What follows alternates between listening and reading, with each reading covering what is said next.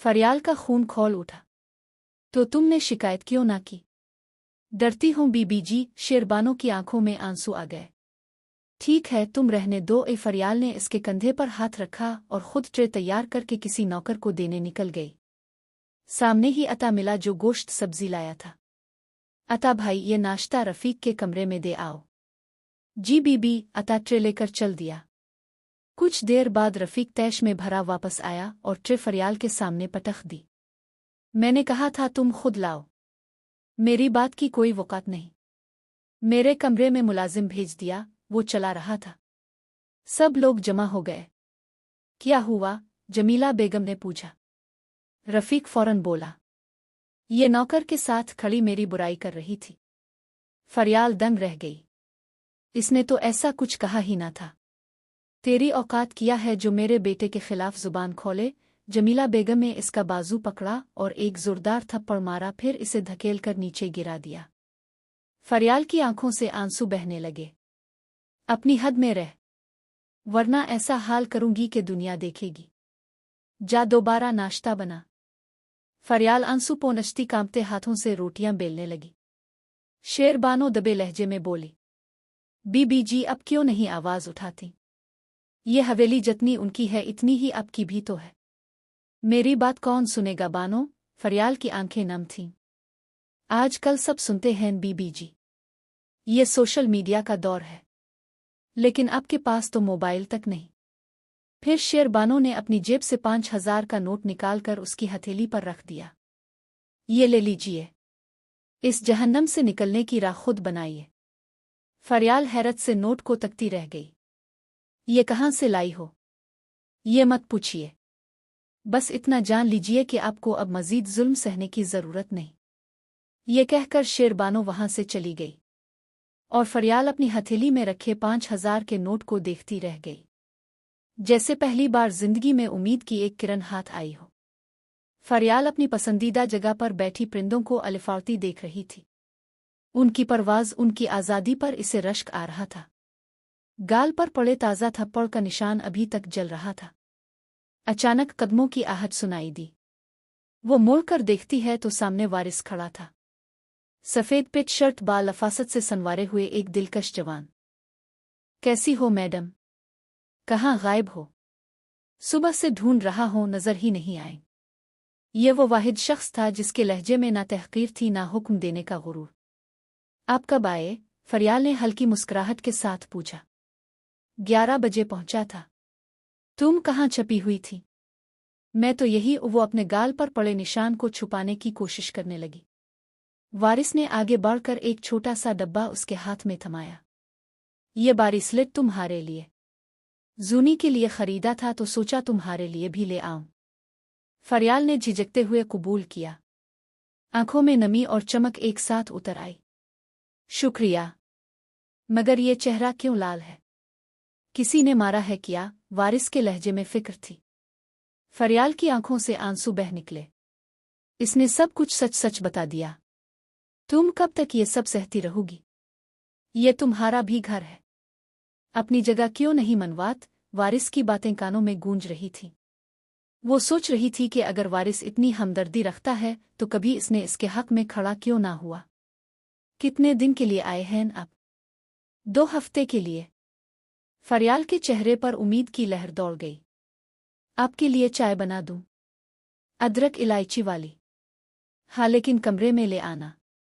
इस रात वारिस की मुस्कुराहट ने इसके दिल में एक नया ख्वाब जगाया, मगर वो ख्वाब फौरन टूट गया जब इसने कहा, तुम मुझे अच्छी लगती हो लेकिन तुम अपनी हिफाजत नहीं करती।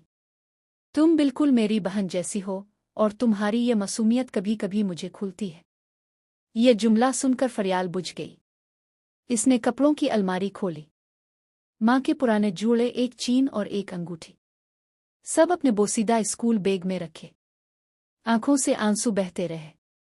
बैग अलिफाटे आलिफ और पिछले आहती के गेट की तरफ बढ़ गई। सिया चादर में लिपटी वो अंधेरे का हिस्सा लग रही थी। दिल जोर जोर से धड़क रहा था। गेट की जंजीर खोली तो चरचराहट हुई, लेकिन कोई चौकीदार ना था। वो तेजी से रेलवे लाइन की तरफ बढ़ गई, मगर शिकारी पहले ही घात लगाए बैठे थे। मंसूर, ये देख। लगता है हवेली की लड़की है। हाँ, नौकरानी कभी रात को यूं नहीं निकलती। पकड़कर सरदार के पास ले चलते हैं। तीनों इसके पीछे हो लिए। फरियाल कच्ची सड़क पर लरसते कदमों के साथ चल रही थी। अचानक इसके पीछे भारी कदमों की धमक सुनाई दी। पलटी ही थी कि किसी ने इसके मुंह पर हाथ रखकर दबोच लिया। वो फड़फड़ाती रही मगर सब बेसूद। इसे जबरदस्ती गाड़ी में डाल दिया गया। कौन हो तुम लोग? मुझे छोड़ दो, वो चीखी। खामोश रहो वरना गोली मार देंगे। गाड़ी अंधेरे में दौड़ती हुई एक बड़े डेरे में दाखिल हुई। दरवाज़ा बंद कर दिया गया। अंधेरे में ही क्यों लाए? क्लोरोफॉर्म क्यों ना इस्तेमाल किया? ज़ारोन सालार गुस्से से अपने आदमियों को घोर रहा था। सरदार जी, अंधेरा था। बेवकूफ़, ये तो बिल्कुल मासूम बच्ची लग रही है। वो कमरे की तरफ बढ़ा। दरवाज़ा खुला और फरियाल सीधी होकर बैठ गई। सामने वो शख्स था जिसका नाम पूरे इलाके में खौफ के साथ लिया जाता था। मैं ज़ारोन सालार हूँ। मेरा नाम तो सुना होगा। मेरा नाम फरियाल है, वो लरसते लहजे में बोली। फरियाल, क्या तुम अलियार खान की बेटी हो? जी। ज़ारोन तंजिया हंसी हंसा। अच्छा, तो ये खानों की लड़की है। पता है क्यों लाई गई हो? नहीं, मगर मेरे पास 5,000 रुपए है। मैं आपको दे दूंगी, मुझे जाने दो। फरियाल सिसकियों के साथ बोली।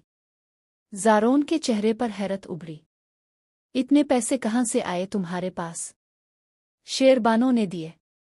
वही नौकरानी। सब ने मेरा साथ छोड़ दिया था मगर इसने कहा अपने लिए कुछ करो। मैं भाग निकली थी मगर आपके लोगों ने पकड़ लिया। ज़ारोन ने इसे गौर से देखा। इसकी मासूमियत ने सरदार के दिल में अजीब सा तूफान बर्पा कर दिया। इसने जेब से फ़ोन निकाला और उसकी तस्वीर ले ली। ये क्या कर रहे हैं आप? मैं वकील हूँ। तुम चाहो तो मुझे अपना मुकदमा लड़ने के लिए रख सकती हो। मैं तुम्हें तुम्हारा हक दिलाऊंगा। लेकिन फीस? ज़ारोन मुस्करा कर बोला, वो भी मैं खुद ही तय कर लूंगा। अब आराम करो। सुबह से तुम्हारा केस शुरू होगा और कल तुम्हें इस्लामाबाद भेज रहा हूं। आदमी सरगोशियां करने लगे। सरदार को लड़की पसंद आ गई लगता है। ज़ारोन ने एक नज़र डालकर सबको खामोश करा दिया। सुबह के 7 बजे थे। बावर्ची खाने में फरियाल का कोई अता पत्ता न था। शेरबानो ने इसके कमरे का दरवाज़ा खोला तो खाली बिस्तर देखकर घबरा गई। इसने चीख कर पूरे महल को हिला दिया। बड़ी बेगम, बड़ी बेगम! फरियाल भाग गई है।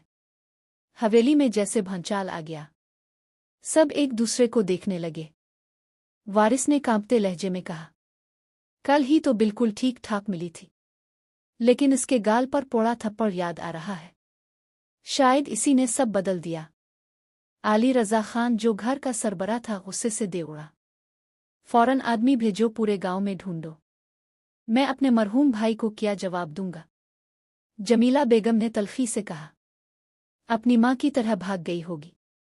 जरूर किसी आवारा के साथ ताल्लुकात होंगे। किचन में दिन रात रहती थी मगर नीयत खराब थी। वारिस का दिल गुस्से से भड़क उठा मगर वो खामोश रहा। अब फरियाल इस्लामाबाद के एक अपार्टमेंट में थी। जिंदगी में पहली बार इसे आज़ादी का जायका मिला था मगर आने वाले कल का खौफ भी दिल में था। ज़ारोन दाखिल हुआ। डरो मत, तुम्हारा केस मैं खुद लड़ूंगा। बस मजबूत रहना। जो भी हो, नज़र सिर्फ मेरी तरफ रखना। अदालत की पहली पेशी हुई।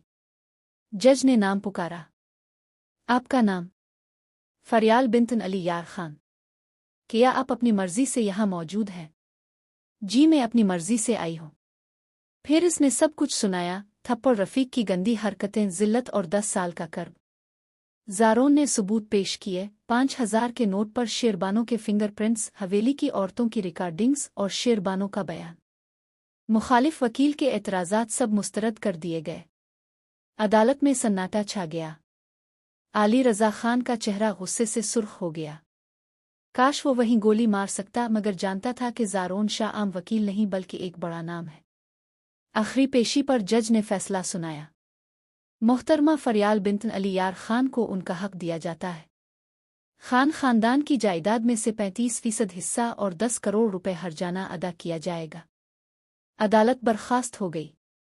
फरियाल खामोशी से मुड़ गई। ज़ारोन ने बस इतना कहा, मुबारक हो। गाड़ी में बैठते हुए फरियाल ने हिचकिचाते हुए कहा, जिस अपार्टमेंट में रह रही हूं वो पूरी इमारत आपकी है ना? क्या मुझे एक फ्लैट किराए पर दे सकते हैं? ज़ारोन ने गहरी नज़रों से इसे देखा और मुस्करा दिया। क्या तुम मुझे किराया और फीस दोनों देना चाहती हो? जी, वो कहा लगाकर हंस पड़ा।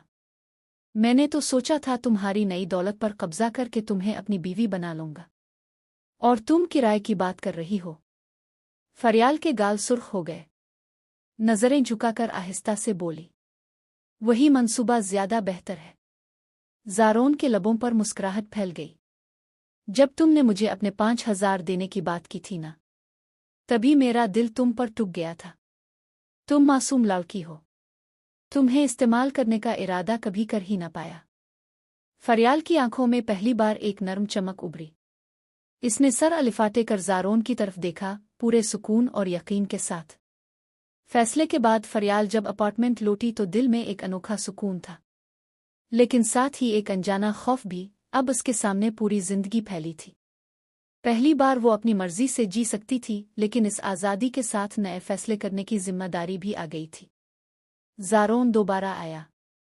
इसने देखा फरियाल बालकोनी में जमीन पर बैठी चाय पी रही है। बाल खिले हुए थे, हल्की नमी उनमें चमक पैदा कर रही थी। कांधे पर सिया चादर पड़ी थी। इसकी आंखों से वो पुरानी घबराहट जैसे कम हो गई थी। केस की तैयारी करनी है, ज़ारोन ने कहा। फरियाल ने हल्की सी शर्मीली मुस्कुराहट के साथ जवाब दिया, जी। वो दोनों लुंग रो में बैठ गए। ज़ारोन ने इसे केस के निकात समझाए। हर बात पर फरियाल सर हिला देती। वो लड़की जो कल तक थप्पड़ और तहकीर सहकर खामोश रहती थी, आज अदालत में सबके सामने हक के लिए खड़ी हो चुकी थी। ये तब्दीली ज़ारोन को अंदर तक हिला गई। अदालत में दूसरी पेशी पर मुखालिफ वकील ने रफ़ीक को बतौर गवाह पेश किया। इसने झूठ बोला। ये लड़की मुझे बहकती थी, गलत ताल्लुकात चाहती थी। फरियाल लरज़ उठी। आंखों से आंसू बहने लगे। इसने बस इतना कहा, मैं 20 साल की हूं। ये सब झूठ है। मुझे हमेशा सिर्फ जुल्म सहना पड़ा है। ज़ारोन ने फौरन सबूत पेश किए, गाल पर थप्पड़ का निशान, मुलाजमों की गवाही, शेरबानों की वीडियो। जज ने रफ़ीक के बयान को झूठा करार दे दिया। पेशी का फैसला फरियाल के हक में आया। खान हवेली वालों को जिल्लत का सामना करना पड़ा। फैसले के बाद फरियाल ने ज़ारोन को एक गहरा नीला मफलर दिया। मेरे लिए लड़ने का शुक्रिया। ये मैंने आपके लिए बनाया है। ज़ारोन ने मफलर हाथ में लिया, इसकी आंखों में झांका और मुस्कुराया। तुम अनमोल हो फरियाल। मैंने सोचा था तुम्हें एक खेल का हिस्सा बना लूंगा, मगर तुम्हारी सच्चाई ने सब बदल दिया। फरियाल शर्म से सुर्ख हो गई। नजरें झुकाकर आहिस्ता से बोली, वैसे भी शादी के बाद सब कुछ समझा हो जाता है। ज़ारोन कहा लगाकर हंस पड़ा। तुम तो मेरी बर्दाश्त का वो सिला हो जिसका मुझे बरसों इंतजार था। फरियाल ने पहली बार बगैर झिझक इसकी आंखों में देखकर मुस्कुराहट दी, एक ऐसी मुस्कुराहट जिसमें सुकून भी था और एतमाद भी।